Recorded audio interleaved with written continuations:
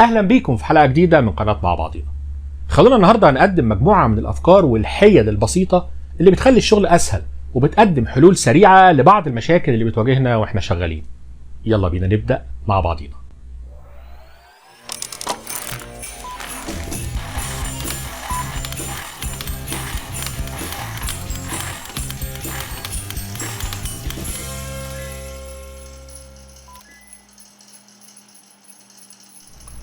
واحدة من أكتر المشاكل اللي اتسألت فيها إن لما باجي ألزق قطعتين خشب في بعض بالغيرة بالشكل ده وامسكهم سواء بالكليبسات أو بالقمط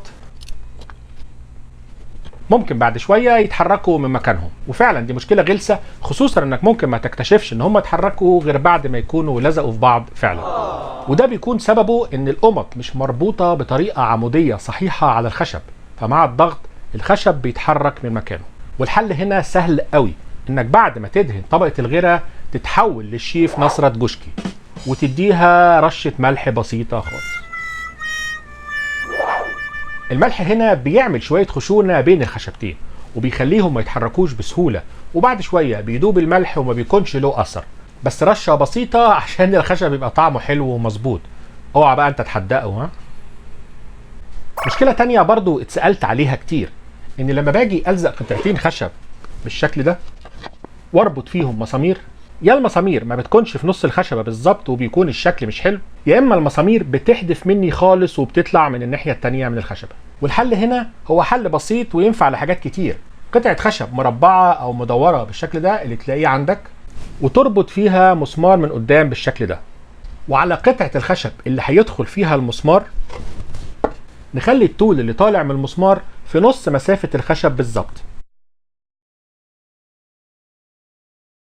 ايوه، الناس اللي قالت شنكار كلام سليم 100%. احنا هنعمل شنكار بس بسيط ومهمته ابسط. ونيجي بقى على الخشبة اللي هيتربط فيها المسامير ونمشي بحرف المسمار او الشنكار اللي عملناه ده ونعمل علام في خط مستقيم، وبالشكل ده المسامير كلها هتبقى على سوى واحد وبالظبط في نص الخشبه. طبعا انت لو عندك شنكار يبقى انت في السيف سايد، مش محتاج تعمل بقى الحركه دي. بس مشكله الشنكار ده انه غالي قوي، معرفش ليه. لما يكون عندك شنيورين 3 مسدس حراره دقاق ومكركبين الدنيا وواخدين مكان على الرف او على البنك بتاع الشغل، هتجيب ماسوره 3 بوصه او 3 بوصه ونص وتقص منها قطعة يكون طولها أطول من الشنيور أو المسدس بتاعك، وهنحفر فيها مجرى عشان يدخل فيها الشنيور بالشكل ده. هنربطها بمسمارين، مسمار من هنا ومسمار من هنا. طبعا هو صعب ان احنا نخرم مسمار من هنا، انما احنا ممكن نستعمل بنت التوسيع.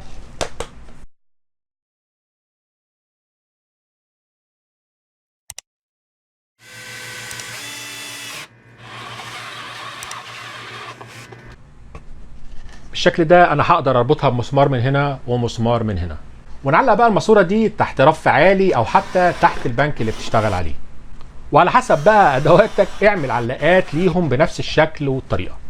هتوفر مكان وتدي شكل حلو قوي للورشه، وكمان هتصون العده بتاعتك.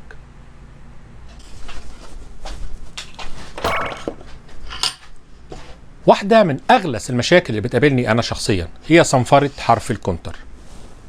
لو صنفرت بايدي مش بتسلم من الخشب الرفيع السلايات، ولو لبست جوانتي الصنفره مش بتمشي مظبوط على الخشب وبخسر نظافه القصه اللي انا قاصصها. حتى مع البلوك الخاص بالصنفره ايدي ساعات بتتزحلق وانا بصنفر. فافضل طريقه لصنفره حروف الكونتر هي انك تجيب قطعه خشب مثلا بالشكل ده مقاس 10 في 15 اللي تلاقيه عندك، ومعاها سدابه تكون نفس سمك او اكبر من الخشبه اللي هتصنفرها. نحط قطعة الصنفرة تحت الخشبة الصغيرة ونربط عليها بالمسمارين. نلف الصنفرة بالشكل ده ونصنفر بيها. زي ما احنا شايفين بتمشي على حرف الكونتر بطريقة سليمة ومريحة، وتدي لك نتيجة ممتازة واحترافية، وكمان حماية لإيدك.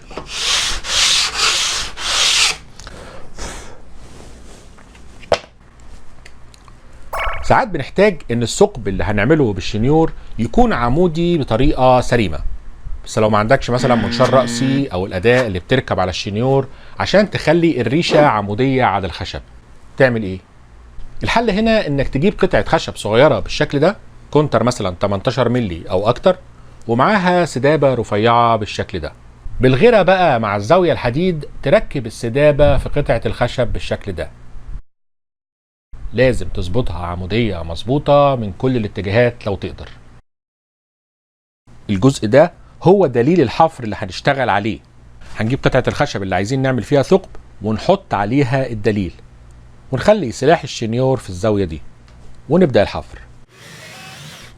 هنحصل على ثقب رأسي عمودي 100% وبمنتهى السهولة.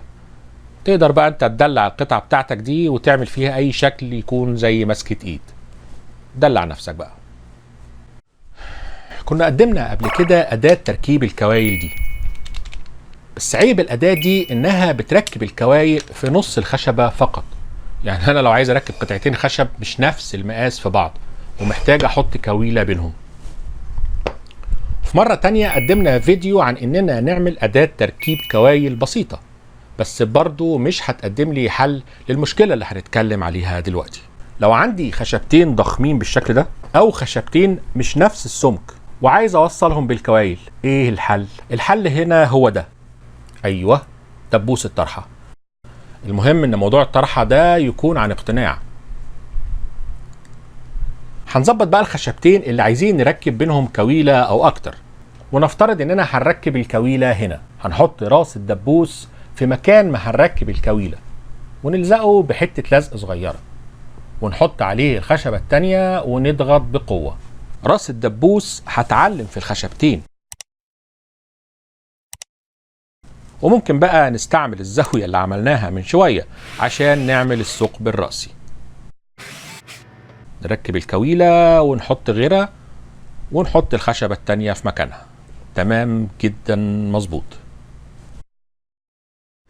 آخر حاجة معانا النهاردة الكليبسات، الحاجة اللي تقدر تقول في حقها you can't never say enough. مهما كان عندك عدد بيجي عليك لحظة ومش بيكفوك. فهقول لكم طريقة سهلة نعمل بيها كام كليبس كده للطوارئ او للناس اللي ما عندهاش كليبسات اصلا. ماسورة 2 بوصة او 2 الا ربع، بس النوع المتين المحمل، ونقص منها شريحة بعرض 4-5 سم، مع قطعتين خشب اي نوع، يعني طول 15 سم مثلا. وهنفتح قطعة الماسورة من النص بالشكل ده،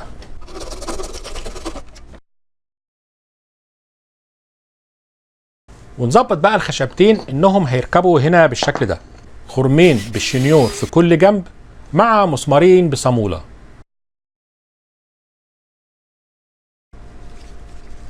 وبقى عندك احلى كليبس ورزل كمان. بعمل لك 2-3 كده هيعجبوك ان شاء الله.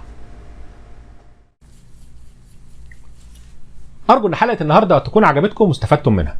الناس اللي كانت عارفة الحركات اللي قلناها النهاردة تشجعنا برضو عشان توصل المعلومات دي للناس اللي ما كانتش عارفاها، والناس اللي عرفت ولو حاجة واحدة بس من فيديو النهاردة ما تنسوناش بالدعاء.